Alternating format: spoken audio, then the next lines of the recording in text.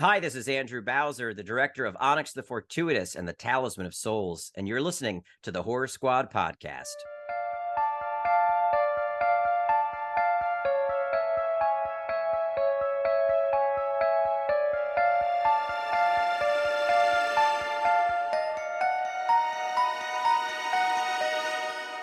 Hello, everyone, and welcome back to the Horror Squad podcast. This is episode number 411, where tonight we will be talking about 1984's Don't Open Till Christmas.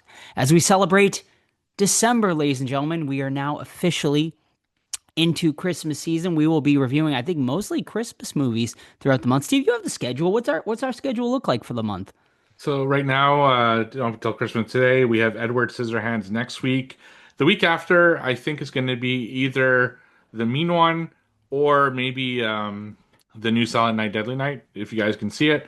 And the final week, the one that actually releases on Christmas, which I think I'll release a day early, so it actually releases Christmas Day, is going to be a listener vote that we'll do over on Discord. So yeah, pretty Christmasful month this month. Excellent. Yeah, this actually was my pick, and I picked it because I've never seen it before, and honestly, I'd never even heard of it. I just kind of searched like Christmas horror movies, and this one popped up as one, and I was like, well, let me knock another one off the list. This was actually voted by our listeners over on Discord. There was a couple of others thrown up there as well. We still will get to the Beyond eventually. I always put the Beyond as a choice, and I actually think we had it on the schedule once, and then it got knocked off. So we will get to a Fulci. I know you Fulci lovers out there are begging us, I'm sure, to review a Fulci movie at some point, and we'll get to it at some point. But for now, we will be doing Don't Open Till Christmas this episode. Steve and Todd, gentlemen, how are you doing? How was your week? How was your holiday? Well, it's not for a holiday for Steve. Steve, how's your Thursday? And Todd, how was your Thanksgiving? Thanksgiving was solid. Lots of food, traditional stuff. I got a bone to pick with Lionsgate people. I'm gonna feud their customer service team. Okay, so the Long Walk Steelbook 4K came out last week. Got it, and I want to do the Long Walk challenge at the gym. Be on the treadmill as the movie plays and just for shits and giggles. The fucking digital code doesn't work. Brand new, sealed. I'm trying to put it in. I've tried my phone, my wife's phone, my daughter's phone, my computer, and every single one of them gives me an error, cannot redeem code. I'm like, bitch, I just got you out of the fucking shrink wrap thing. What are we doing? Do I need to lie to Amazon and say this thing never came and get a new one? No. Well, I probably will, but so I emailed them and like, well, we need proof that you purchased it. We need a picture of the Blu-ray plus the code, and we need a picture of you trying to do it. Motherfucker. Okay. I sent it to him. Nothing. Ghost. What are we doing, Lionsgate? I just want to watch the movie on the treadmill. Is there French on the packaging at all? No. Okay, because sometimes you'll get like a Canadian copy. Amazon does that. I've noticed it for mine, and the codes don't carry over countries. So No, this is all English, so okay, no, so it's not yeah. a Canadian There's copy, is just it? fucking someone fucked up at the Yeah, digital code lab or something. I don't know. or use it for himself. Yeah, bastard. Anyway, that's my feud with Lionsgate. Steve, how was your Thursday? It was very Thursday. Nothing special on Thursday. Over the weekend, I went to see The Running Man, which isn't horror, so I'm not going to put on a wall watch or anything. And my quick review, it was fine. Very cool. First two acts, man, does it fucking just fall off a cliff in the third act, though. It's like they didn't know what to do to finish it. But a fun action flick. Not as fun as the Schwarzenegger version, in my opinion, but very interesting little horror tidbit and a very slight spoiler. Like, it has nothing to do with story. It's more about like something in the background. But they go to Derry, Maine at one Oh, point, and in the diner, which is called Tabby's Diner, which is of course Tabitha King reference there is Stephen King's wife. There are red balloons in the window, so nice little it Ooh, reference in the movie, ooh, and a spooky. ton of Stephen King references in the movie. So worth watching, but I think you could wait till streaming, honestly. Did they follow the ending source material? Yes or no? I don't remember. It's Don't been remember. so long since I read the Bachman books that, Okay. but from my understanding, they didn't really follow book all that much in this one Oh, either. really? I thought it was supposed to be It's supposed closer to to the be, book. yeah, Yeah. and Stephen King had to like handpick the actor or at least approve the actor and everything. It was like a whole thing. That's weird. And it's still, from my understanding, from what I've heard in Stephen King groups, it doesn't follow the book all that much. Lame. mm. I have a Horror Squad podcast fantasy football update. One more week to the playoffs. Shut up. Loser. Shut up. One more week to the playoffs.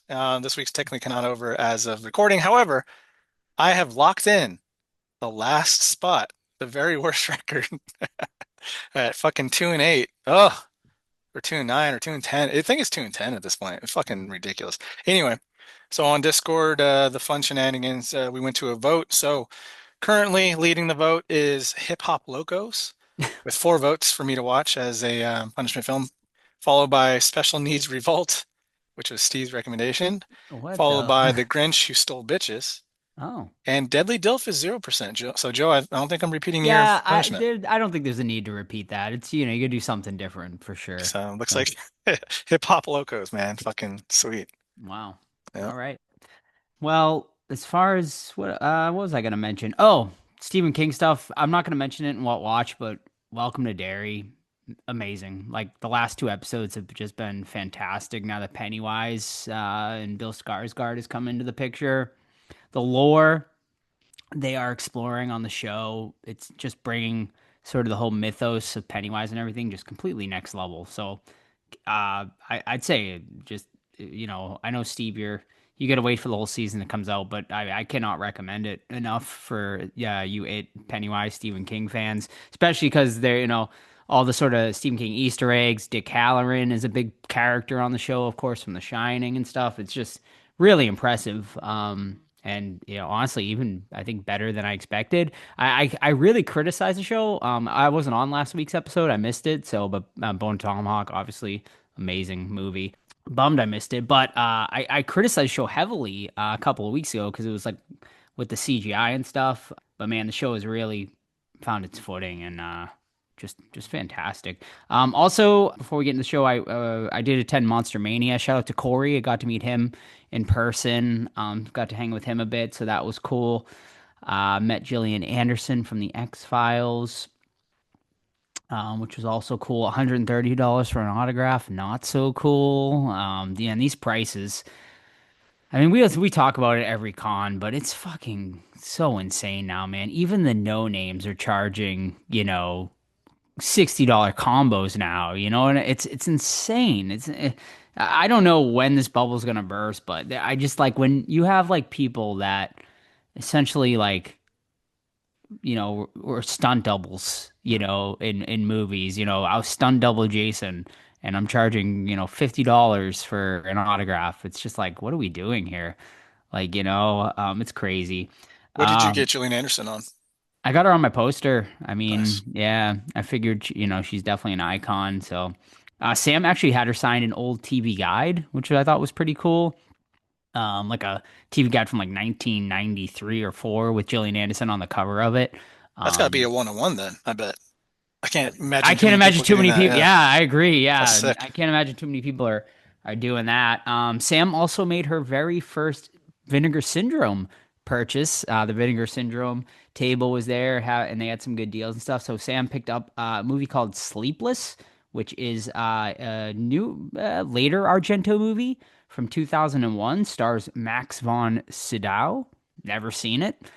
We have not watched it yet, but we'll probably be watching it very soon. So I'll keep you guys updated on that. I almost grabbed Spookies because I saw the cover and then I saw it was on Shutter. So I was like, well, I'll just watch it. So I'm going to review that during what watch segment. But yeah, great con. Great to see Corey. Hang with him for a bit. Of course, he designed our newest logo, our Christmas logo, which very fitting this time of the year if you want to go grab it on T Public. But yeah, good con. I didn't meet anyone else. We did get a photo op with Linda Blair because my buddy wanted to get it, so he paid for the photo op, and we went in with him for that. My buddy Steve. And yeah, she was pleasant for the photo op anyway. But man, people waited she had a 6 hour long line at that Fuck con, that. which is to me insane. You just never know.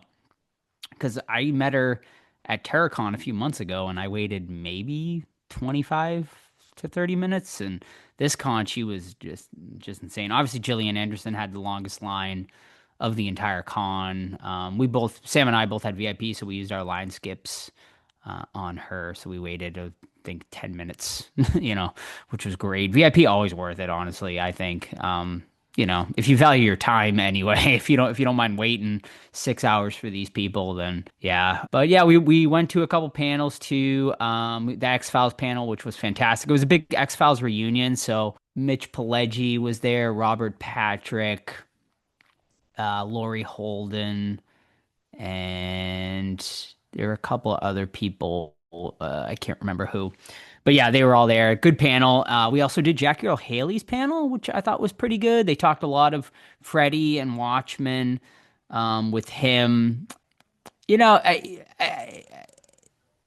Freddy stuff was interesting because like he didn't shy away from the fans, not most fans not really liking it. So I thought it led to a pretty interesting discussion with him. And he actually signed a 3-picture deal to play Freddy, which I had no idea, and obviously that never materialized and whatnot. But he said they never had the other scripts like ready to go or anything like that. It was like sort of, a 3-picture. So I'm sure he got paid. He got paid essentially to make 2 other Freddy movies and never did them, which I found to be rather interesting. But he even said he didn't like if he was ever approached to reprise. He said he didn't think he would do it. Like, he said he's kind of over it at this point and doesn't. He said he's lost the patience to be in the makeup chair at this point in his career. And he highly praised Doug Jones during for that scenario. But yeah, so that was good. And then we went to Vincent D'Onofrio's panel, which was interesting. He was a bit rude to some of the fans, which surprised me a little. It was like a really awkward moment where one fan like asked a question and he didn't understand the question and he was a little rude. But he talked about, obviously Full Metal Jacket, and he talked a lot about whatever he's doing now, which I don't watch it. It's like a Marvel show, right? He plays Kingpin in Daredevil. Yeah. So he talked a lot about that, and I was hoping he'd talk a little more Kubrick stories, but he didn't. But yeah, and I think those were all the panels. Then yeah, but it's a good it's a great con. Monster Mania, always a good time.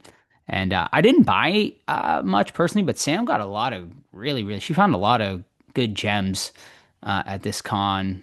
So yeah, but yeah, me personally, yeah, I've become very selective on what I'm picking up these days just because I'm out of room. But we'll see. We'll see what the next con brings, which for me, will probably be Monster Mania March, I think is the next one I'll be attending. But anyone in Salem, I should mention, this weekend, Sam actually is doing an event at Old Town Hall in Salem, Massachusetts. It's called the Grave Tidings Market. She'll be vending there Saturday and Sunday, December 6th and the 7th. So anyone local to the area or in the area, come on down. There'll be a ton of spooky themed vendors there, and you can do some Christmas shopping and say hi to Sam and myself. We'll both be there. So yeah, be cool. But yeah, that's all I got. Anything else, gentlemen, before we move on? Alrighty, then, Steve, I think it is time to spill a little tea. Let's spill that tea. Oh, you want the tea? I'm sorry. We don't serve tea. Nope. Instead, you get a cup of Joe. And now here's Joe with the news. Alrighty, thank you so much, Chuck. And here you go. This is your cup of Joe for the week. It has been a while since we've done some horror news on the show, and quite honestly, not a ton has been going on just during the holidays. But I have to mention, start on a somber note and give a rest in peace to Udo Kier, who we lost last week, I think it was. But yeah, Udo Kier, he passed away at the age of 81. Definitely a legend of cinema. Has sort of starred in several horror movies along the way. He was in Rob Zombie's Halloween. He was in Mark of the Devil. He was in Blood for Dracula. He was in Argento's Mother of Tears, amongst many other things. Ace Ventura, Pet Detective. Exactly. I was gonna say many Blade. things non-horror wise. Blade. Yeah, I mean he's been in so much. I mean if you see a picture of the guy, instantaneously who he is. It's those eyes, man. Yeah, for sure. He did so much in his career. So a big rest in peace to Udo Kier. I think the biggest news that has come out within the past couple of weeks is a little update on Mike Flanagan's new Exorcist movie. Of course, he has been given the torch to take over after David Gordon Green's whatever you want to call it, Turd. Exorcist movie. Mike Flanagan has been given it, I think, in good hands because everything Mike Flanagan has touched recently has been great. Well, it has been announced that they have found their star, and Scarlett Johansson will be starring in this new take on The Exorcist. As far as, who she'll be in the movie, we don't really know yet. I assume she'll play maybe a mother character of maybe the girl possessed. I don't really know. We will find out. But currently it's slated.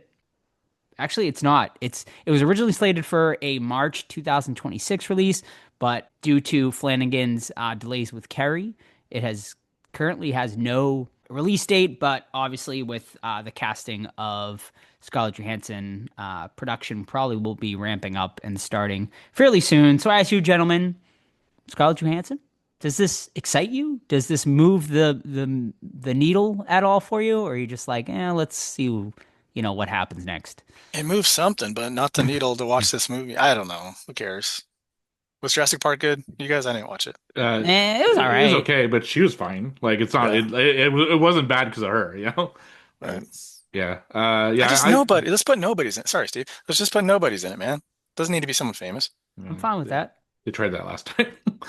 Was there anyone in Believer? All right, we'll take David Gordon Green out of it. Maybe I don't know. Whatever. Yeah. No. See, I think by having Scarlett Johansson, it kind of like ups the profile, and I feel like the studio is going to be like more under pressure to do something good. And it's also Mike Flanagan. I can't really think of much that I didn't like from Mike Flanagan, so I trust his vision. And I think Scarlett Johansson's a great actress. I mean, she's been in movies that I didn't like, but it was never like, oh man, her performance is terrible.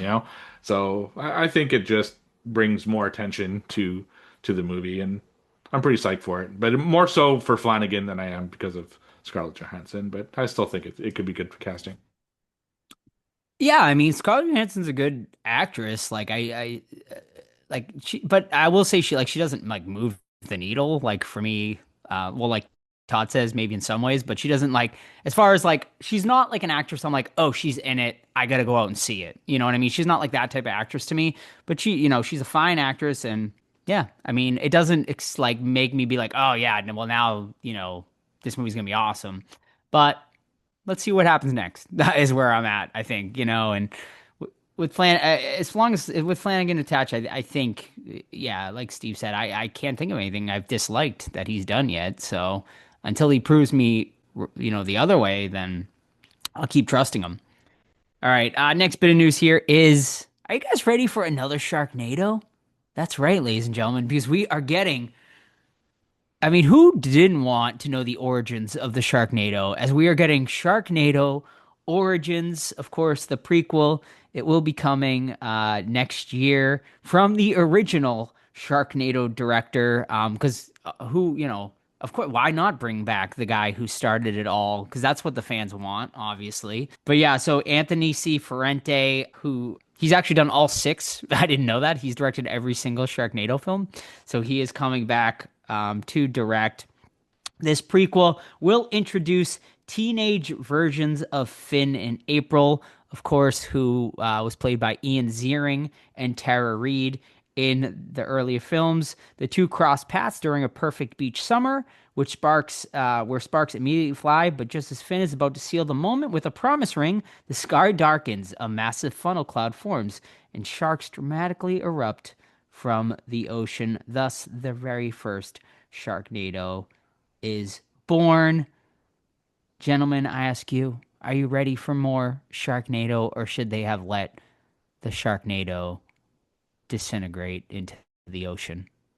Seems more like a Steve question. I've never seen a single one. Never Steve? one? Never one. I've seen Wow. clips, of course, but never sat down and watched one. Steve, have you seen all 6? No, I have No? the pack, like the Sharknado pack, but I think I stopped at 3 or 4. The one that Chris Jericho's in, whichever one that one is. My problem with Sharknado is, so people listen to this show know that I really love low budget horror movies, and there's a certain charm to them. When Hollywood tries to steal that charm away and make their version of a low budget horror film, it just doesn't work. It doesn't have the heart that something like Carousel does, because Carousel was made for a low budget and you could tell that they put love into it. Whereas this, it's just like a mockery of low budget horror, and I just don't like it. I will say I think the spin-off is better. I enjoyed it. Lava Lantula. They made two of them. Two lava, two lanchulas, the second one. But yeah, Sharknado, I just can't. Like I tried and I tried and I'm not into him at all. You know, it really becomes like after a couple of them, what's the next cameo that's going to show up? It's some fucking super random D-list actor probably, you know, and it's just it got dumb and I couldn't even finish it. And that's saying a lot for me. I've seen some shit. I watched all the fucking Death Toilet movies and I couldn't get through all the Sharknadoes, so that should tell you something.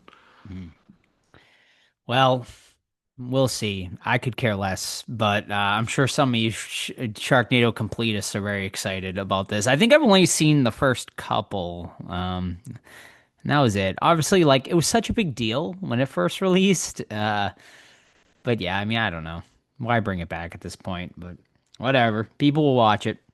Physical media fans rejoice as Guillermo del Toro has announced that in a rare instance, Frankenstein, of course, which is a straight to Netflix release, and most Netflix releases do not get physical media, but Guillermo del Toro has confirmed that his Frankenstein will be getting a physical media release. Most likely will be the Criterion Collection, will be the ones releasing it, as they have released all of del Toro's other films. So, yes. Will you guys be picking that up?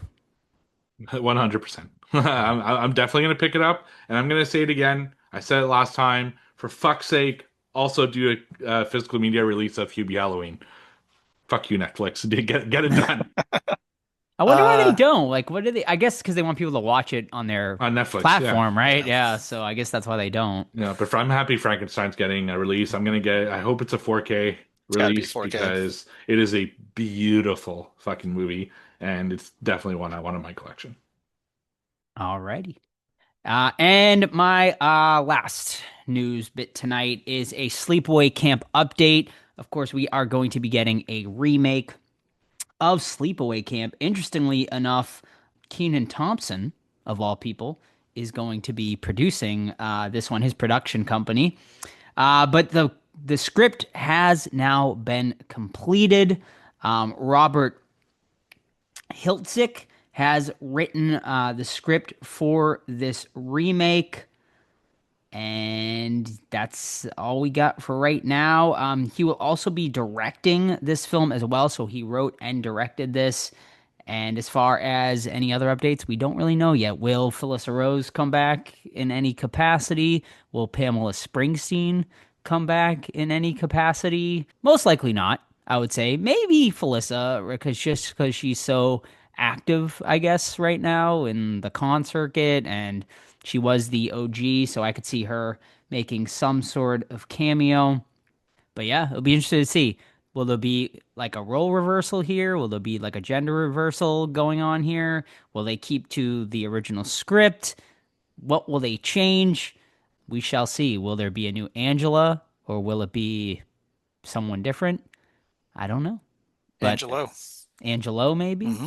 We shall see. Does it? I don't know. You guys, I know we mentioned. I mean, you guys like into this, or you're kind of like. I mean, I personally like all three of the Sleepaway Camp movies. Right? Is there three of them? I think. I think there's a fourth one. I don't know if there might have been a fourth. Return right? to Sleepaway Camp, I think. Yeah, I don't think I ever saw that one. But the original like three that came out, I think are all like solid in their own right. I really like Pamela Springsteen. I wish she would do a con. I would love to meet her. But apparently she's like very hard to track down. She's kind of been like MIA. She's related to Bruce Springsteen, right? Is it like his sister or something? Yeah. Yeah. I guess you don't need it. Maybe Bruce is feeding her that Maybe money. gives her a couple dollars here and there. 2 and 3 are my favorites of the series. One's good too. Yeah. I just don't know where you go unless you know what I mean? Because everyone knows the twist. Well, that's what I'm saying. Like, well, everyone our Well, age, that's true. right? Like, and if you're introducing it to a new crowd, I think could potentially do like viral moments online with kids who TikTok don't dick. know, right? Yeah. Like, because imagine like if Sleepaway Camp came out for the first time, like now, like people would be recording their friends' like reactions, like on Mm, TikTok and shit like that, and I would go hate like it so viral. much. I know, right? But it's the world we live in now, Todd. Ugh, Um, so I think like that's maybe what they're going for by remaking it this time, because kids that makes have, more sense. Yeah. because like I know like like my nieces and nephews have probably would have no idea what Sleepaway Camp is and don't know the massive. I'd be more interested, honestly, like show my niece and nephew the original Sleepaway Camp, right, and show them like that and see what their reaction would be. But nowadays, like I don't even think it would like shock people like as much, right? Like just because the world has changed so much. But even like it, it was a huge twist, like fucking shocking at the time. It was I crazy. think they just need to like up their game a little bit to make it special. They need to do kind of the same type of actress as, Felissa Rose was back then, like very petite, very like innocent.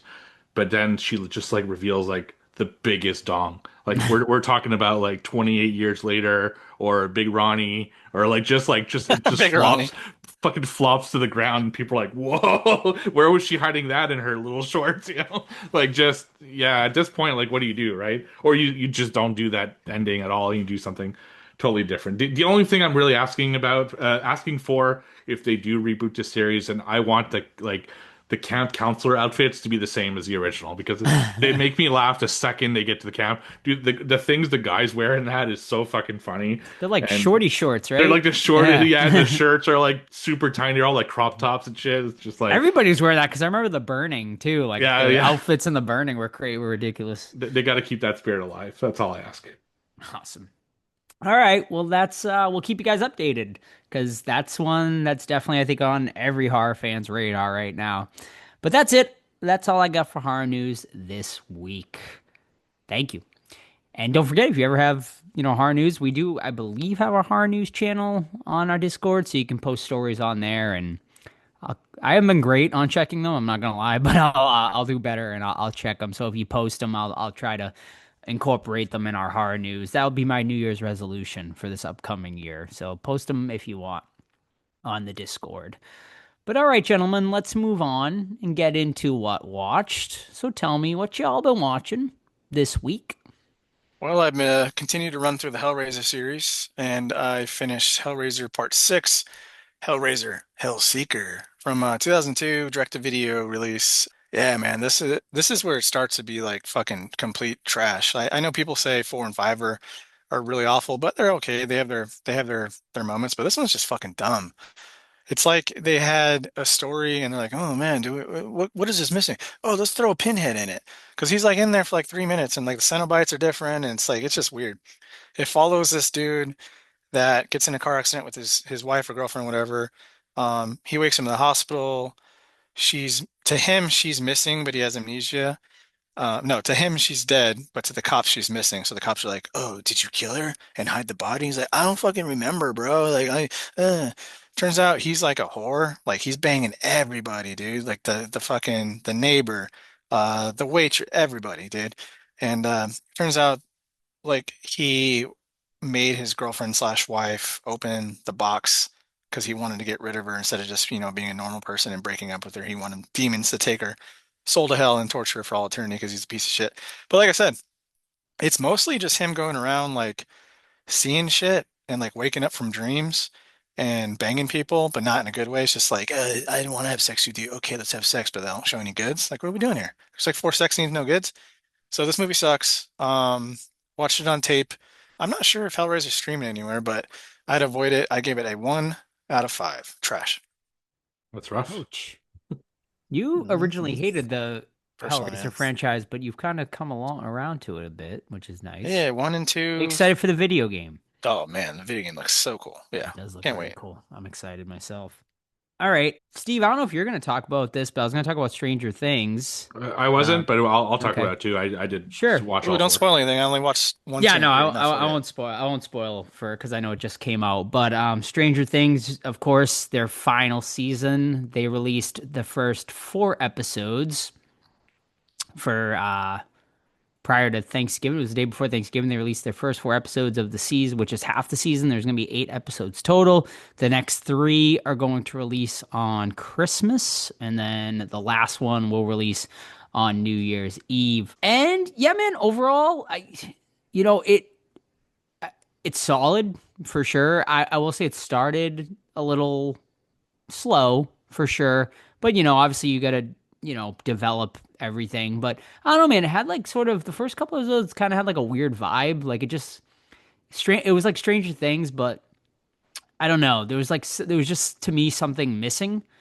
But they really picked it up on the last couple episodes, and the last episode was fantastic and really got me excited for the next 4 episodes for sure. And I think these last 4 are really going to go sort of all out and full steam ahead. Yeah, no spoilers, but I will say Vecna, his look has changed a bit and he looks fucking awesome. They definitely upped the budget on the CGI too, because the Demogorgons look amazing, like better than usual. They look like really like realistic, like and almost like not CGI. So I thought that look, you know, it really, really impressive. Good, you know, everything else, you know, great acting all around, you know, as always, for the most part. And yeah, I'm excited to see where it goes. But yeah, so far so good. I mean, if I were to rate, I guess these first 4 episodes, I'd give it a solid. I'm at a 7.5, I think, right now. But the last episode, the 4th episode, I'd probably give it like a 9 out of 10. But as a whole, I give it a 7.5 out of 10 to start. And we'll see what these next 4 go. Yeah, I think what makes the first episode or 2 kind of like weird is that we're starting to get the vibe of like, how do you do, fellow kids? You know, because these fucking, you know, 25-year-olds are still playing goddamn kids in the show. Yeah, Sam looked it up, and like Joe Keery is like 35 or something like right, that. exactly. Yeah. So it's like, I don't know. It's just like they're still in high school. You know, Right. it's just super odd. But yeah, I'm really enjoying it so far. It's definitely kept the Stranger Things vibe.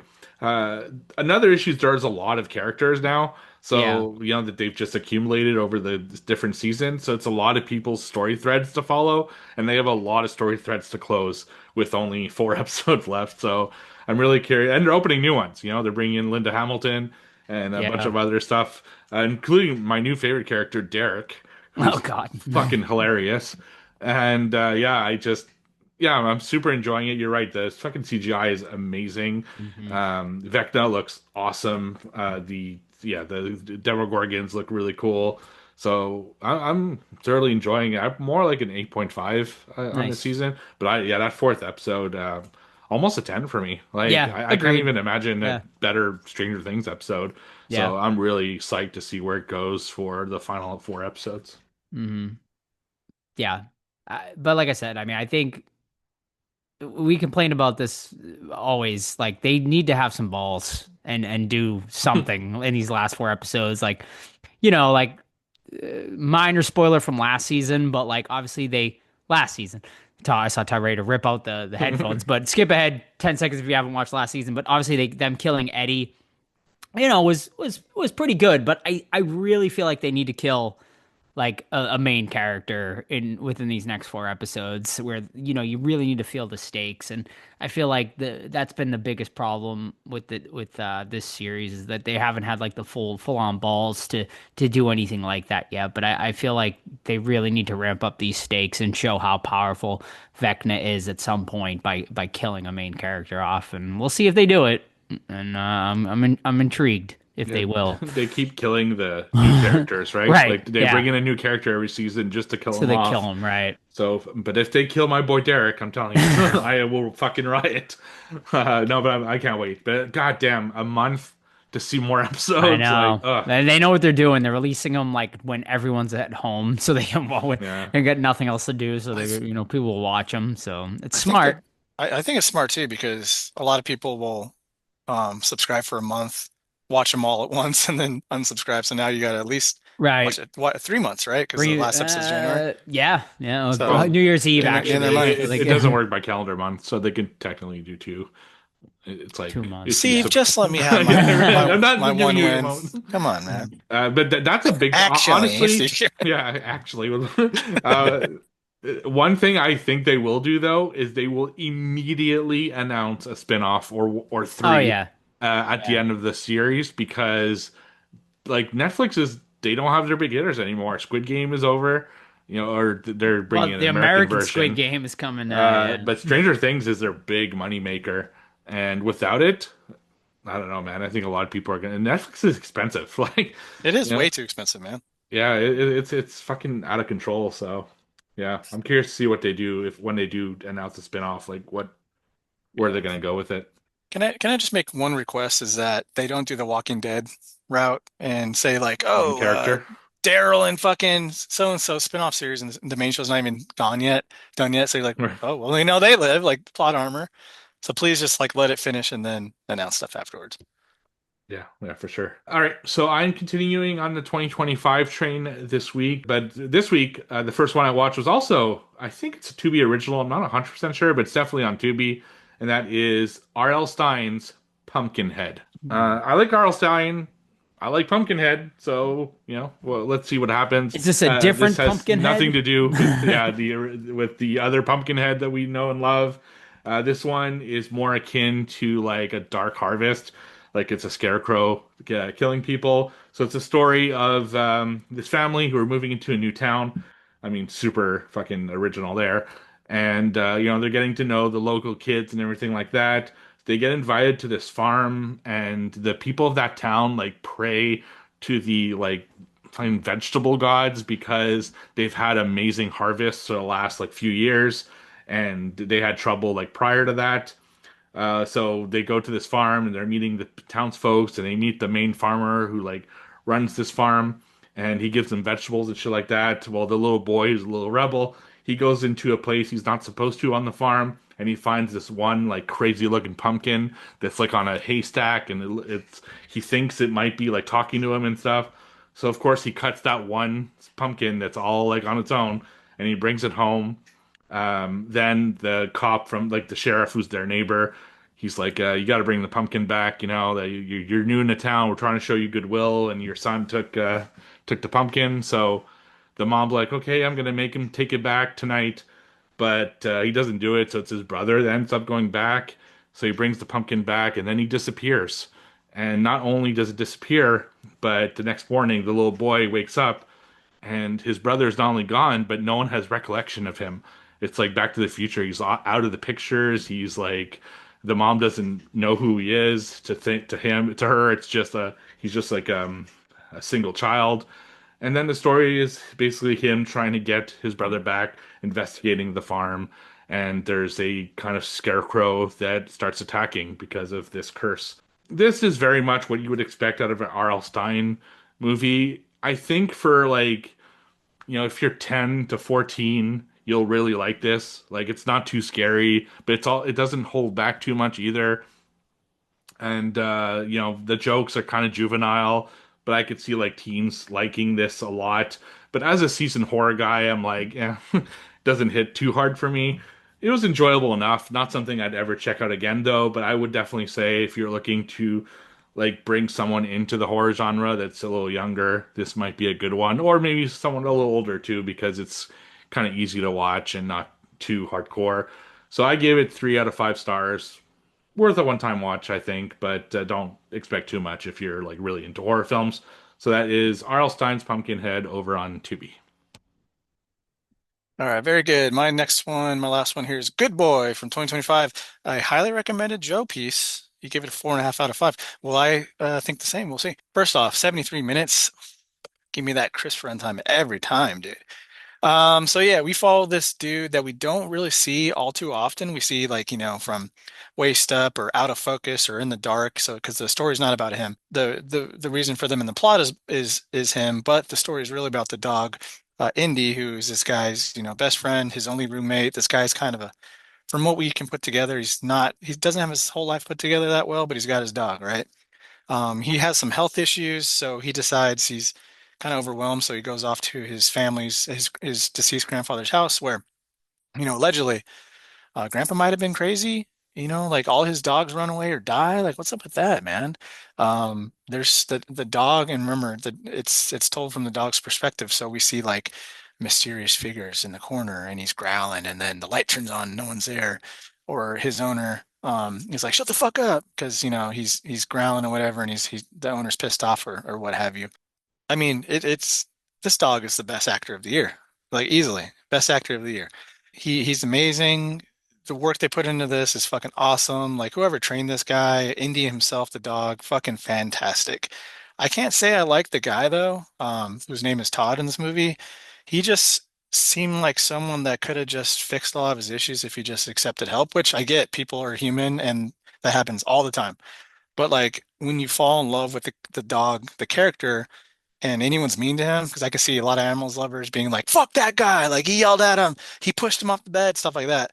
You are not gonna like this guy, which which is what I thought. Also, and I'm gonna stop here. I'm not gonna give away what the twist is or the plot or anything like that. I'm kind of getting tired, and Joe's not gonna know what I'm talking about. I'm kind of getting tired of where some of the horror goes now, where what we think it is turns out to be something else. And Joe understands what I'm going with that, and that seems kind of broad, but if you watch the movie, you'll understand. So I give Good Boy. I was teetering on a 3.5 to 4, but right now I'm at a 3.5, just because I'm a little bit over the type of twist we're getting in some of these modern horror movies. So Good Boy, amazing dog, some good atmosphere, and I can't wait to see what this director does next. So that's streaming on Shudder right now. Hmm. Yeah, and I agree. Indy, right now, my favorite So actor good, of the so year good, for sure. And he the got best way. nominated. Actually was amazingly, he got nominated too. So shout out to him. I think it was like some film festival or whatever put out their awards, and Indy got nominated for best performance, along with Sophie Thatcher as well. I know got nominated in that category as well. So yeah, some really good performances this year. But all right, my last one tonight. You can check it out over on Shudder. It's a movie from 1986 called Spookies. A movie I had never even heard of before, but when I was at the Vinegar Syndrome table at Monster Mania, the cover art spoke to me, and I was like, I got to check this one out. So this one's a fucking bizarre one, man. It's about like a group of completely randos. Like they get into like I think they're like car breaks down. Like a couple of their cars break down. It's like this like ragtag group of like two different groups of people. They go into this like abandoned house, and it's reminding me a little bit of like almost like a Night of the Demons scenario where they end up in this like abandoned house that ends up being like haunted by this random ass dead guy that they call, I think, the sorcerer. And he essentially like has all of these creatures at his disposal in this house that he unleashes on this group of people. And man, this movie is fucking insane. The amount of practical effects are awesome in this movie, but there's like no cohesiveness to this movie at all as far as like the creatures. Like it is like one random ass like creature after the other is unleashed, but I was like so like on board with it all. But like the movie, like there's a plot there, but like at times like I'm like what the fuck is this movie even like about? And it does somewhat come together at the end, I guess. But then I found out like there is actually like a documentary about this movie because of how fucked up the production was, where like it changed directors in the middle of it. People like absolutely hated one of the producers. There are monsters that fart. They make farting noises for whatever reason. But man, I had a blast watching. I watched it with like a small group of people, so and I think that definitely enhanced the enjoyment for sure. This is, I would say, a perfect group watch movie. But man, I like, is it a good movie? No. Like, but like, I really enjoyed myself watching it. I had a blast. If you were into like 80s weird ass horror movies, I'd say this is a must watch for you. Because it is so fucking weird. Like, I just cannot get over how weird this movie was. and I just never knew what the fuck was gonna happen next. And and just like I said, there's got to be like 10 plus different like creature things going on in this movie. You get like this weird ass spider thing at one point. I really don't want to give too much away, but there's so much like weird ass shit in this movie that I thought was so cool. And I really enjoyed it. So I gave it a 3 out of 5, but honestly, like I like enjoyed it probably even more than that. But I can't look past like how fucking stupid a lot of it was too at the same time. So I think 3 out of 5 is like a fair score on like a straight keel. But like if I'm like talking like B movie scale, like it'd be even higher than that, like 4 plus. Because I just had so much fun watching it, and I'm gonna pick up the Vinegar Syndrome release because I really enjoyed this one. So that's Spookies from 1986. And I love that you're slowly getting back into physical media. That's Hmm. dope. Yeah. So my second one this week and my last one is another 2025 film. I also watched this one on Tubi, and it's called The Decedent. So The Decedent is directed by Andrew Bowser, who we've had on the show. He plays Onyx the Fortuitous, which we did maybe 2 years ago. In this one, he both directs, wrote, and co-stars in the film. He just plays like a regular character though. Now he doesn't play Onyx or anything like that. So the story is that it's a found footage movie. The entire movie takes place from the perspective of security cameras in a funeral home. Also, the mortician is like doing tutorial videos for how to work on bodies. So those cameras are also in play. And then, like when police and stuff come, their body cam also comes into play as far as where the cameras come from. And the story is really simple. It's a family-owned funeral home, and it's a father and daughter who run it. The father, he's going on a first date, and because the mother had passed away, and the daughter's like super encouraging it and everything like that because he needs to get out and kind of like be happier and stuff. So he leaves, which leaves her with this body for the night. And the person who runs like maintenance is played by Andrew Bowser. He's there too. He's just kind of fixing shit. He's fixing like doors and stuff in the funeral home, and he's the one who put up the cameras and stuff. And she's working on a body. She's doing little tutorial videos about how to do reconstruction because the guy's face had been like broken in and things like that. And as the night progresses, she finds a suicide note in like on the body's like stuff, and she reads it, and there's this weird shit about it. And as she goes deeper into it, she gets a call from the police saying that they actually found like bodies at where that body was found, and turns out he was a serial killer. So they need to take the body back because they need to go through an investigation. And as soon as they find that out, Andrew Bowser, who's a really big, like, kind of true crime fan, he's like, "Oh, I've heard about these murders. He's a copycat killer." They look into it, and then the movie kind of progresses from there as shit starts happening and a little bit of a supernatural element into play and all that stuff. And I won't spoil it more than that. I really liked it. I love found footage stories. The one thing that's a little bit hard to follow is when they're doing the security cams in particular, you see 9 screens like at the same time because they're doing kind of like you're a security guard looking at the 9 screens. And sometimes like there's little things like you'll see like a ghost on one of the screens. And I feel like I might have missed some stuff because there's so much to look at once. But the story is easy to follow. There aren't too many characters. It progresses and gets progressively like more and more intense. And I was really into it. Like I thought it was a fun film. It's not like a top 10 film or anything like that, but I think it's definitely worth people's attention at the very least, especially if you like found footage stuff. And I also love movies set in a funeral home and these like kind of one location films. I thought it was like creepy, just added to it and everything. So I recommend it. I give it 3.5 stars. That is The Decedent over on Tubi. Cool. I'll definitely check it out. Alrighty. And now it is time, Todd, to bust out the books as we are prepare for another round of everyone's favorite segment, mine anyway, trivia. All right, Q4. Stephen Lee with 11, myself 10, Joseph 9. We got what? 3 games left? 4 games? 4 probably. Yeah, Nice, nice. Well, any man's game. So, who would like to lead off today? I'll go. Oh, Nice.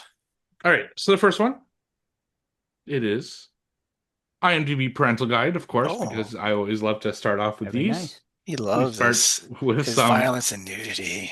Sex and Oh, nudity. sex and nudity. Yeah. Violence comes later, Todd. Sex Okay. first, okay? Sex and nudity. A woman mentions how her daughter fingers herself at night while thinking about John Travolta. I mean, who doesn't? That's hilarious. Right? Oh man. Violence and gore. A man shoots himself in the head with a shotgun. There is a blood spurt, but the impact is seen in a wide shot and no further detail is shown. Okay. Profanity. 10 uses of fuck, 9 of shit, Wow. 4 of bloody, Oh. 2 of arse, Oh. one of prick, 1 of bollocks, and 15 religious exclamations. So it's an English film. Maybe. Interesting. Alcohol, drugs, and smoking. A man smokes a cigarette while at work. This is during the 90s when smoking indoors at work was still legal in the United Kingdom. Ah. And finally, frightening and intense scenes. A boy is coerced into a tight tunnel by 2 bullies and suffers an asthma attack, which leads to his death. Oh, that does Never sound mind. very familiar. It would, because we have reviewed it on Ghost the show. Story. Ghost Correct. Story. Hmm. Very good. I almost fucking blew it and said Sixth Sense, dude. But then you said he died. I'm like, wait, they shoved him in that fucking thing. What and he part of didn't die. Sixth Sense did they finger fuck to John Travolta? Ghost Story. That's That's the the lead scene, dude. that was an anthology, right? Yeah, it was. Yeah. Yeah. Martin Freeman. Yeah, Martin blows his head Freeman. off. Yeah, Yeah. that's I honestly don't remember much about that movie. right. It's been like 5 years Yeah. since we reviewed it. Yeah.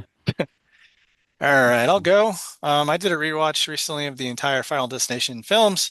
So the first question will be Final Destination from the year 2000. So the first one related. Okay. So what's the fucking guy's name, dude? This Devon Sawa? isn't. Yeah, Devon Sawa. His Point. best friend, little goofy. No, I know. his little goofy friend named Todd, dude. He's either goofy or evil. This Todd character. Probably evil. No, he's not evil in this. How does the goofy friend Todd die in Final Destination year 2000? Guys in the Nice. bathtub, I'll allow it. in the shower, the thing wraps around his Exactly. neck and he gets choked. Yes. Exactly. Nailed it. Yes. Good job. I forget what it is that wraps around his neck though. It's like a wire. It's like I something. think Oh, it, I is think it the- it's the- like the the laundry dryer? like, Yeah, the drying it's wire? Like the Yeah. to like Maybe hang your when was laundry the on. last time you? Oh, Hotels have it a lot. Yeah. Yeah. Mhm. Yeah. 'Cause how else are you supposed to dry your clothes when you go swimming? When Yes. did I probably watched it. I think I watched it maybe this year. oh, nice. Final Destination. Okay. I do have a theme tonight, Oh, and it is anal movies. sex. Oh, Movies that some of the that actors from Don't Open Till Christmas have starred in. Jesus. Couldn't name you one. So- I couldn't even name one fucking. Yeah, I is that will what you're say, doing? Okay, that's one. I will say you've probably seen all of these movies. Oh, I jeez. hope so. All right. Doing something a little different tonight. 4 facts from this Oh, movie. okay. Can you guess the movie? Nice. Like it. All right. Fact 1. A body double was used for Mary Beth McDonough's nude scenes. Mary Beth McDonough, of course, is one of our leads from this movie tonight. Don't open She Till the one Christmas. in the peep show? Yes. Well, no, she's the other one. The sister character, I don't know, whatever She's she the is. other female. In The this blonde, yeah. Okay. one. The other blonde. The other blonde. The other, yes. yeah. There's 3 blondes. Okay, so a body double was used for Mary Beth McDonough's Oh nude scenes. God. All right. Number 2. Yeah. This was the last cinematic appearance for actor Christopher George, who also appeared in tonight's movie. It's What great. is that? That's I don't know. I think Is these that a people guy or are- a girl? That's a Chris George is a very either or. He was the detective in this movie. Okay. Wasn't he also the director of this movie? No, that's a different. He was the other cop in this movie. Okay. Character. Okay. Fact 3. Michael Berryman was featured in the U.S. theatrical trailer, but is not in the final The Crow. film? Incorrect. Damn it. And number 4, Behrman. this I'll would say be it the again. this I'll say it would, again. Hold on. Michael Behrman. Okay. Awesome Yeah. guy. Meet him. 100%. One of the nicest All guys I've met. And my final fact, this would be the dead giveaway if you know the movie. This film features a young Bill Paxton in the role of Paul Andrews. Oh, I know what Bill it is. Paxton. But I already answered. What's it? So. Well, you'll get a second try. But I don't remember the name of it. God. So What's the? I will say you both have reviewed this movie on your I'm Letterboxd. sure. Oh, What was body double for the blonde chick? What was the second one again? I'll read them all again Okay. if you'd I like. do know what it is. A body double was used for Mary Beth McDonough's nude scenes. This was the last cinematic appearance for actor Christopher George. Michael Berryman was featured in the U.S. theatrical trailer, but is not in the final film. I think I got it. And it features a also young say it, Bill I can't do it Paxton. until. It's the Wicker Man. Incorrect. No. Is it okay? I'm gonna butcher this. I'm so confident. I hope you're lenient with me. Is Okay. it Butcher Baker Nightmare Maker or Baker? Incorrect. Okay. Correct. The correct answer is 1982's Mortuary. Oh, Bill Oh, Paxton. fuck right. That was Yeah. a. He plays the oh, creepo man. in Gosh, damn it. So that's where I went wrong. I thought I thought it had to be an English film, No, which I think Wicker Man, the first one's English, right? For sure. I think it is. Yes. Yep. And I Yeah, thought it maybe is. she Yeah, played for sure. the chick that like dances naked in the doorway or something. Yeah. Yes. I was wrong. All right. Guess the movie based off the supporting cast. Roxanne Day, Will Estes, Estes. Don't know either of them. Nora Zehetner, No. Rachel David, No. Nicole Hiltz, and this is where it gets to the more the more known names here. John Travolta. Yeah, right. James Duval. Oh. Yes, The I know bunny. him. The bunny and Yeah, that's right. Okay. Anna Faris know her. and Jeremy Sisto. Know him. I'm only excluding the main star. Jeremy Who would Sisto. probably give it away. I Anna can't. I Faris. know Oh, the May, name Jeremy. May. Oh. Yeah, that's right. Yeah, Nice. that's right. It is May. I Angela Bettis was the one that I. Mhm. Also for physical collectors, Vestron is putting out or has just put out a really good edition of May that I need to pick up. Nice. Yep. Okay. In the Cabin in the Woods, 2011, a film we watched and reviewed. Yes. We see the Japanese team fail at the ritual. What do Yes. the girls turn the evil spirit into? It's like a poltergeist, Yeah, it's like a like ghost, thing yeah. that's floating in the air. Yeah, but what do they turn the evil into? Because they're supposed to be a Frog? but exactly. Oh, yes, that's right. They do. Yeah. Okay, I Having forgot about frog. that. Yes. Nice. Yeah. Alrighty. I will say this is a movie that we have reviewed on the podcast. Great. But guess the movie based on the IMDb information. This movie was released in the year 1976 with a PG rating, clocking in at 1 hour and 31 minutes, categorized as B horror, survival, adventure, horror, thriller, and monster horror. Currently sitting at a 5.2 out of 10 over on IMDb with a Metascore of 25 out of 100. Director William Girdler. And starring one of tonight's actors, Christopher George, Andrew Prine, Richard Jackal, Joan McCall, and Joe Dorsey. And I am not leaving out any. Those are all the big actors. in the Really? film. Yes. Fuck. Tagline is, not since Jaws has the terror been like this. Roll Jaws. Grizzly? It is Grizzly. You got it, Nice. Steve. Cruel Jaws. I love Awful Cruel Jaws. sequel. But Awful sequel, yeah. it wasn't in the 70s. That's true. Grizzly 2, very bad. Ugh, awful. The worst. Grizzly was pretty good, though, from what I remember. Yeah. Yeah. All right. In Insidious Chapter 2, they reveal The worst one. the bride's real name. What is it? Yes. Oh my God, I just watched it too. Johnny Smith. No, it's Wrong. Parker Crane. Yep, that's correct. Nice job. That's an evil ass name, Mm-hmm. or a like a Robin sidekick name. Great character. Yeah, it does have a superhero, like a sidekick. Bob Where he's Crane, I up. guess, right? Bob Cratchit. That's me. Okay. What horror book is Donnie's mom reading in Donnie Darko from 2001? A movie we watched. We did pretty recently. What book is? And you only get one guess because This is an actual book yeah, she's reading. It's a real book. Yeah, Yeah, horror book. it is a horror book, huh? Yeah, horror book. Interesting. Let's just go Frankenstein. Frankenstein. Like it. Incorrect. Correct. Jesus. Steven. The Bible? Yeah. Jesus? Let's go. I Sacrilege. don't know. Fucking It. It is correct. Oh shit! Oh, Really? wow. Son of a bitch. Yeah. Wow. Damn it. Nice. Out of his ass. Yeah, I'm totally out of my ass. It's great. Interesting. It still stinks. Ugh. I figured like they're gonna try to do a Stephen King reference, and that's probably like one of the big ones. Damn it. And you, Joe's last one. Back to me. All right. Yeah. 3 Letterboxd reviews. Can you guess the movie? All right. There's a lot to love about this movie.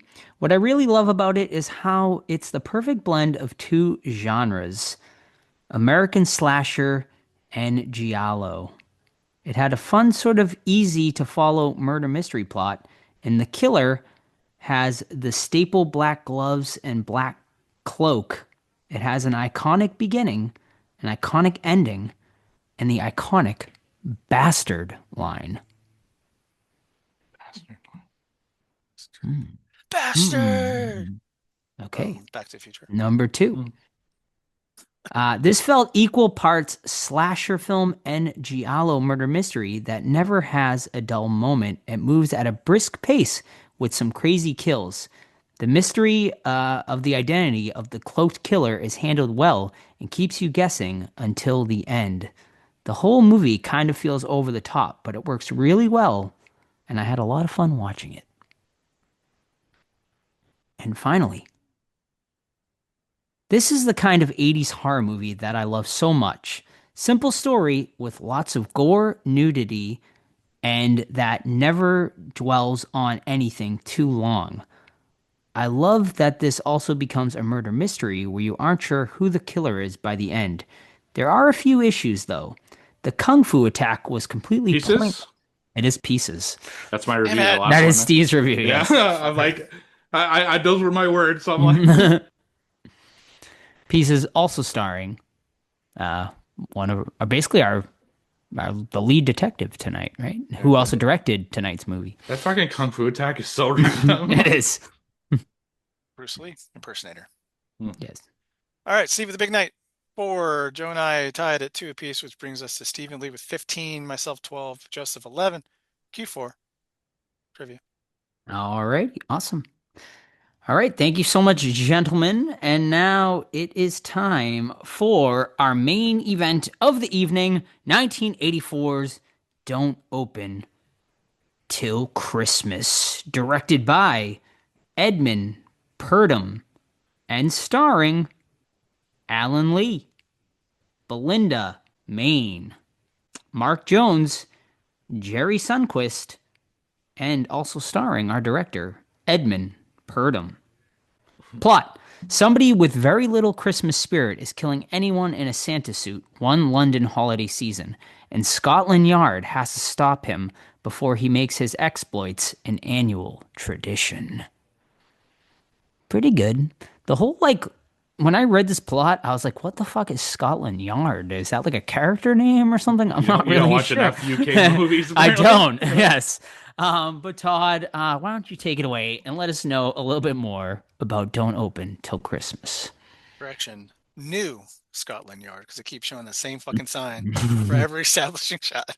All right, we open in a dark alley, dude, and we're watching some dude. He's dressed as Santa, and he's banging some chick, dude, in the back of his car. Meanwhile, this fucking mouth-breathing weirdo, he's like, he walks up to the car, head first in the window. She's like, there's something fucking out there. He's like, fuck it, suck this dick. And he's like, okay, fine, blah, blah, blah, blah. He kills him, dude. What are you doing, bud? We go a little further in. These people are having a Christmas party. And Santa comes out, dude. We watch him get wasted by a spear to the fucking face, dude. We catch up with the new Scotland Yard, and they're a bunch of detectives or whatever, and they're just fucking, they're chilling. They're, hey, there's a fucking murders going around. Someone's offing Santa Claus, guys. Let's figure it the fuck out. Meanwhile, we follow some motherfuckers around, like a sex worker. She's like in the little pay a quarter, get to watch me take out a nipple booth. Are those things still around? Peep Like shows, yeah, definitely. legitimately? Like Oh yeah. where? Because Oh, I mean, everywhere. asking for a Like friend, of big, course. big cities all have peep Peep shows. shows. Yeah. So weird, man. So dudes just jerk off and watch chick dance. Not even. A lot of them are just movies. Like you Oh, pay for 10 minutes of a porno film. Like that's fucking live ones though, strange, live ones man. I've never seen like I think they definitely are still around. I Yeah, just didn't. they're around. Yeah. There's Steve knows. both. He's got them all on I've been in. I told the story on the podcast. Yeah, he used to mop up the room afterwards. On Gross. Jizz Moppers. Oh, he's just a mop guy. Nasty. Steve, we gotta clean up in number 3, dude. We also follow this reporter. He's like, "Oh, there's a fucking killer out, and you guys aren't doing shit to fucking find him.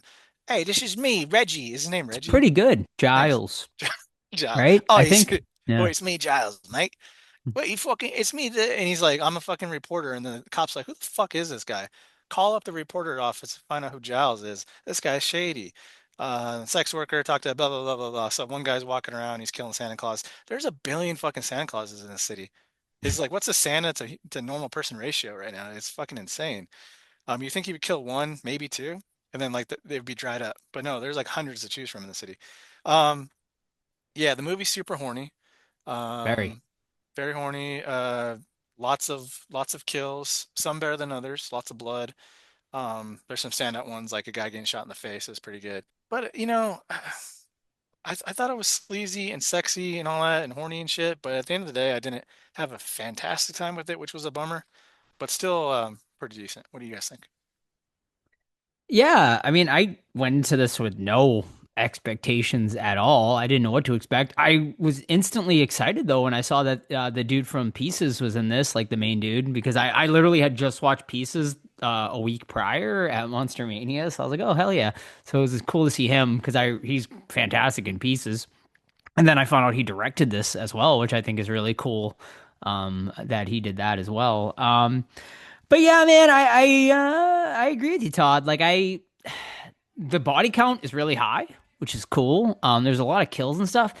But man, like I don't know, just there was just something missing here. I found it rather dull. Like most of the kills are pretty not memorable. And I don't know, like I just didn't care. Like really, I felt like there was not really like you didn't really have like a rooting interest with any of the characters. Like I never really connected with like anyone in this movie at all. I will say they definitely pulled a fast one on me because I thought the whole time it was the guy from Pieces was going to be the killer in this one too. Like, so I didn't know who the killer was going to be. Well, I thought the whole time it was going to be him, and when they did reveal the killer, it surprised me. Like I didn't know who it was, but at the same time, I was just like, oh, okay. But like it wasn't like oh my like mind blowing either, you know. So yeah, like overall, like is this like one of the best Christmas horror movies out there? Definitely not. But could you do worse? Yeah, probably. It just, but at the end of the day, I found it rather forgettable. Yeah, I can't say I love this one to be honest with you. I enjoyed it for a one-time watch. I would not put this anywhere near my Christmas list, you know. It just felt like it was going just from kill to kill, you know, and the stuff in between, I really didn't care. It's just like, ugh, okay, we have to go through all this dialogue that really isn't going anywhere interesting in between scenes of him killing Santa Clauses. And the Santa Clauses, they're all these drunk, horny, like random people that we don't know. So I don't give a fuck if they get killed. It's just I'm curious how they're gonna get killed in this one, you know? And the kills are kind of dull for the most part. There's a couple that are okay, but some of them are really bad. Like it's just that retractable knife that they use multiple times in the film, and the blood is like super it's like fluorescent red almost. Like it just I don't know, the movie just didn't do it for me. Yeah, the characters were kind of boring. There's nudity in it, but it didn't feel it. It felt almost like gratuitous in a way. The one nudity we don't get is at the Peep Show, which is ironic. It's yeah, I don't know. I kind of just watched it and I was all right. That was the film, and the thing that's sad, I didn't see the killer coming, even though like there's a ton of scenes that kind of foreshadow that that's going to be the killer. He straight up says at one point, like, "So you're saying the killer is about my height and my size and my complexion and like With this big ass dick. right? Yeah, yeah, exactly. It was Um, Giles, right? yeah, but Okay. by the end, I didn't give a shit who the killer was because I was just like so ready for it to be over that the reveal was just like, oh, okay, whatever. So yeah, I wasn't a big fan of this one. Yeah, I mean, I did like, I guess, I, I think it like took too long to like reveal like everything too. Like I know, like yeah, you don't want to reveal it too soon, but then you get like the sort of the backstory of like why the killer is doing what he's doing. Like I feel like we needed like something like I don't know, like I feel like that needed to happen like a little earlier or something like that because they show it and like then the movie just sort of ends. Um, but like I did like thought it was cool that it was like Giles like is revealed to be the brother of the detective. Um, I didn't see that coming, and I thought that was like a good sort of reveal. Because the whole time you're thinking that the detective is the one that was in the mental institution or whatever, it was crazy and stuff like that. So I thought they did a pretty good job of like kind of hiding that and stuff, but it just I don't know. Like I feel like it should have been revealed slightly earlier, and like we could have gotten more. Which I didn't expect Giles to kill the main girl either there, and I think that was honestly a problem because then it made she was actually the only character I think I was kind of rooting for and thinking she was like the main character, and it's like, oh, I don't give a fuck about the Peep Show girl. Like she doesn't come into like halfway through the movie and then she ends up being the hero. And then how does he survive that fall? By the way, That was ridiculous, insane. dude. He's fine, like totally fine. After that, Crack just fucking, how many fucking like stories was that?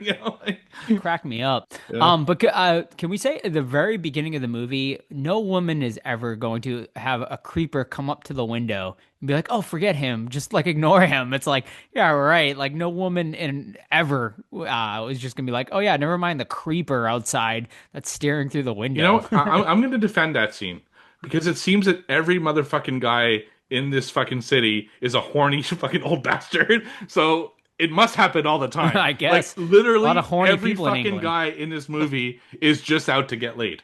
There's not one single man in this movie whose goal isn't to get fucked like that Yeah. night. Like the photographer's a perv, the fucking Can we talk detective's about a him? perv, all the Santas are pervs. Like even the one Santa who's like at the mall just walking around stops, looks at a girl's ass in the most obvious way, and then goes, "Oh, I should go about my day." Like, So yeah, I think Yeah. in this town it makes sense that there's always guys peeping in the fucking window, and He's the she's one that just like gets used to it. He's the one that gets his dick cut off too, Yeah, I that's think, right? right. Which was probably one of the best One of the kills in the better, movie. yeah. Yeah. Who'd you want to talk about, Todd? Keep going. I got someone in here. Okay. You know, I Um, talk about the Santa getting his you dick want to talk about the dick cut Your off wife's scene? there. No, that was definitely one of the better kills. I will say it was refreshing, I guess, in some ways to see a Christmas movie not taking place in America because, like, pretty much I feel like 99% of Christmas themed horror movies take place in America. So it was interesting to see, I guess, it take place in over in London. But I really, besides like the Santa stuff, like this is just like your typical Giallo movie, and I feel like it never really gave us like a full on Christmas spirit that that other Christmas movies do. It felt like it really just felt like they tacked on people in Santa suits, but didn't give us like other Christmas scenes like outside of that. And I would have like decorations or whatever. I don't know. But I will say the whole time watching this, like it made me appreciate watching Christmas Evil last year even more, and made me want to rewatch that movie over this one. But yeah, but Yeah, I was gonna say Christmas Evil did much better with like the season. yeah, Yeah. But no, I want to talk about the photography scene where he brings his girlfriend, and Yes. he's like, "Why don't you go pose naked with her?" Yeah, Like, that was odd. why That was don't- definitely did odd. I miss something? Like, was She she a almost model, or he's seemed just being like she weird? was gonna do it though, Yeah, and but then it was also they pulled planned. out the Santa suit. Oh, Yeah. the dudes planned it behind her back. Yeah. Yeah, they planned it because there's a line of dialogue like Yeah, there's a scene prior. Yeah. that showed that they had all just planned the whole thing, and Jesus. she Yep. caught wind of it. And that's why she left. Yeah, but she seemed like she was down until he pulled out the Santa suit and then brought back her trauma of her dad getting killed, which was a really random scene, by the way. Like, I feel like they should have introduced her character a little more prior to that scene, but this movie also doesn't wait. Like, it opens immediately. There's no like, Nothing. Exposition yeah, or anything. nothing. Which man, I was like, I thought we were in for like something amazing when it first started, and yeah, man, it bummed me out because it just never like caught my attention. You know what I mean? That I hoped it would, like a Pieces, because I feel like there's a lot of like similar stuff, but I felt like Pieces had a way more interesting like setting with the college and stuff like that, and I mean, it definitely feels like obviously the director slash lead actor in this was definitely heavily inspired by Pieces, but it just never reaches anything close, I think, to what Pieces accomplished. Yeah, I gotta say that maybe a couple of the worst street performers of all time. He can barely play that flute. She's standing there, fucking little pouch of money. Mm-hmm. Like, oh my God, what are they doing? Were they like homeless? I didn't even remember. See, there's so much going on unnecessary that I don't even know who the fuck anyone was, except for the chick that was dancing. That's lies the problem. Like, none of these characters are like memorable, and like they're just sort of all there, but you never like. They never develop any of them, I feel like, enough for you, like I said, to care like about any of them or any of their fates or anything for that matter. That's the problem. Like this is basically for those who listen to reviews and don't watch the movie. This is basically how it goes. So all of a sudden, out of nowhere, there's a Santa coming out of a bar. He gets onto a bicycle. We don't know who this guy is. We don't care. He gets chased by punks, like literal punks. Like, yeah, people that was with like great. the crazy colored hair that have a big mohawk. And then they steal his bike. He somehow still keeps running, goes into a fucking like wax museum. That part was kind of. I did like that scene though. That was a cool. And gets killed by the wax killer, museum right? scene, yeah. And then you have more detective stuff, and then it's again, it's like a new Santa Claus doing. It's like totally fucking random. You never know who's who because it's always new characters they're just bringing in. Like you said, it doesn't have the Christmas spirit. They go to a concert, they go to a Halloween party, fucking randomly in December. They go to the wax museum. There's a whole dance number for whatever reason. Okay, we have to watch a whole fucking like dance number because the Santa Claus is gonna pop out of the. That was really floor. random. That concert scene, that was fucking. Yeah, she didn't even sing like a Christmas song. No, like I don't know. Like even the mall wasn't even like. It was like that. It was like I feel like the director was like either dating or like it was his daughter. Like the music, it was like a fucking like advertisement for a music video of this like artist. Like it was so random. Yeah, it was so 80s though. That's what I kind of loved about it. But what's up with the Halloween party? Like I was confused by the timeline because that was confusing. Yes. Yeah, so it's a Halloween party, but there's a guy dressed as Santa, and then I'm like, okay, does this take place like in October? And he's just like early. No, it's 3 days to Christmas. So they established that later. I'm like, what the fuck? Mm-hmm. They just like to party up there, dude. And wait, what's the present he opens? Because this whole movie is don't open till Christmas, and then he opens. Oh, it's a bomb, right? Yeah, Oh, the guy put a fucking bomb. That's right. That's one of my notes. The bomb at the end. Yeah, it just ends. It's a bomb. Boom. Movie we don't know if over. he died, and I assume he dies, but it didn't even look like that. Where'd the bomb come from? It didn't even look like Came that. from fucking Sinbad, Good probably. of a bomb. It didn't even look like that Shit. impressive of an explosion. It looked like he could have survived that bomb for sure. I mean, he survived the fucking 10-story fall. That one guy, which is funny because there's no fucking way in hell that she can pull him over the railing by a chain with one arm or whatever. She's like $110 maybe. Yeah. And she has zero leverage. I'm like, what are we doing? Question for the electrician, Joe. Yes. The car scene, plausible? Oh yeah. I kind of forget what he did. He attaches like the car battery, right, to like the to door the handle metal or something. I don't know. Maybe.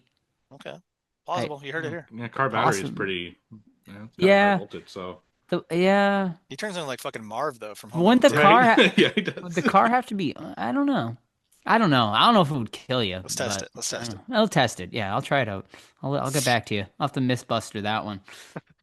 But yeah, I don't know. Is there anything else to talk about this movie? Fuck There's, this movie. I mean, honestly, it's yeah, man. It's One and done for me. agreed. Like very forgettable.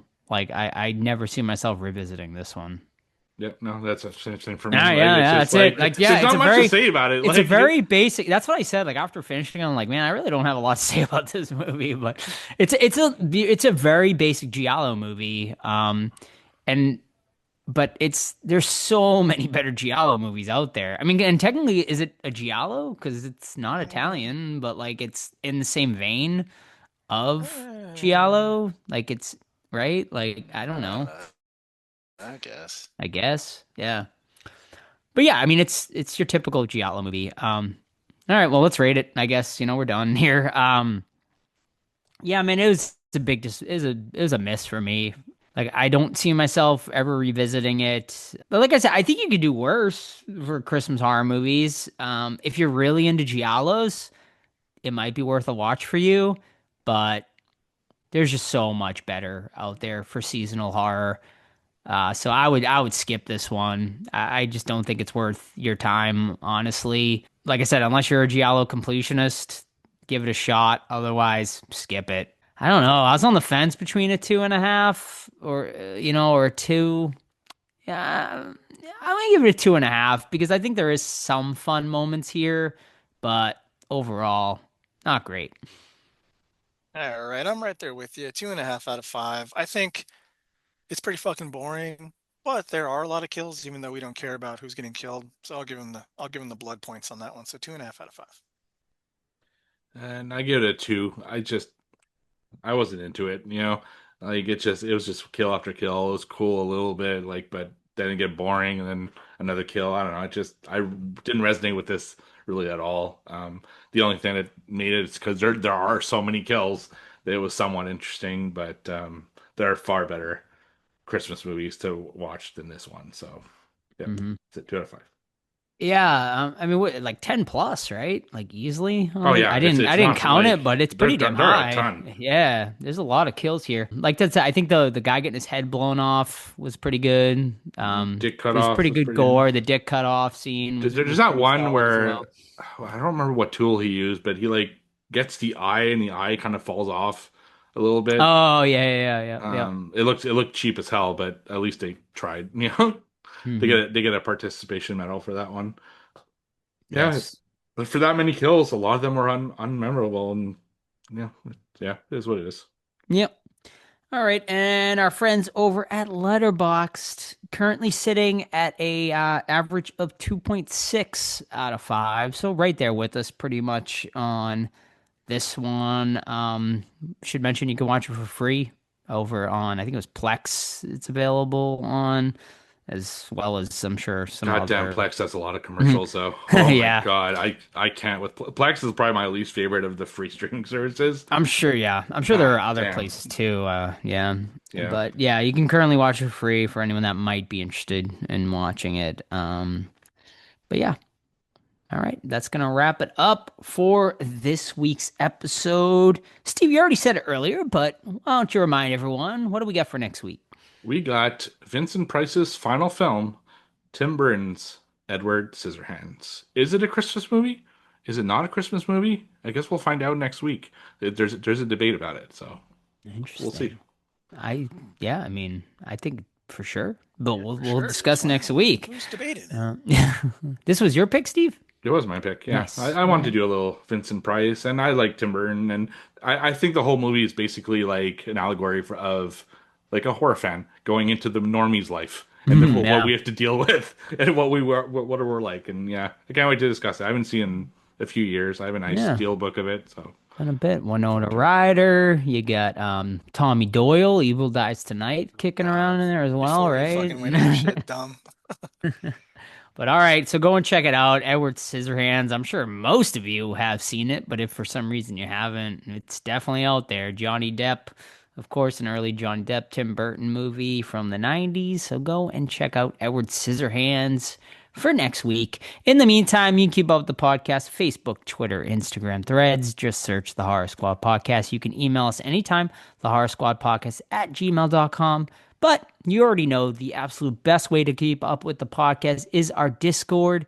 Totally and completely free to join. It's linked over on our Instagram, or you can send us a DM or an email, and we'll get you a link to join the Discord. Ton of channels over there. We have Movie Club over there, hosted every single month by Steve. What's going on for this month, Steve? So this month, it's going to be early. It's going to be like 2 weeks early because of like Christmas, and then I think it's New Year's Eve. So I can't do those days. So I think it's like the 18th or 19th or whatever. And what we're going to do is 2 movies. The first vote, which will be over on Discord, is going to be a Christmas movie, and the second vote will be a Last Chance 2025 movie before we do those lists. So we'll do a Christmas movie and a 2025 movie. I'll put up the votes on Discord in the next week or so, and you can vote for what we watch for this month. Very cool. And yeah, Movie Club, very easily. The day it's out, Steve posts a link over in the Movie Club chat. And you can watch over on Zoom with all your fellow horror fans and chat with your fellow horror fans, and it's a good time. So join Steve every month over at Movie Club on our Discord. Also, don't forget tpublic.com for merch. That's linked over on our Instagram. We have a bunch of designs, including, of course, our newest design inspired by the movie Silent Night, Deadly Night, designed by our listener, Corey. So shout out to him. And yeah, I think that's about it. Leave us a 5-star review on your favorite podcast app if you haven't already. And yeah, do it all. Spread the word, spread the love of the Horror Squad podcast. We would appreciate it. So we'll see you next week for Edward Scissorhands. See ya. Bye.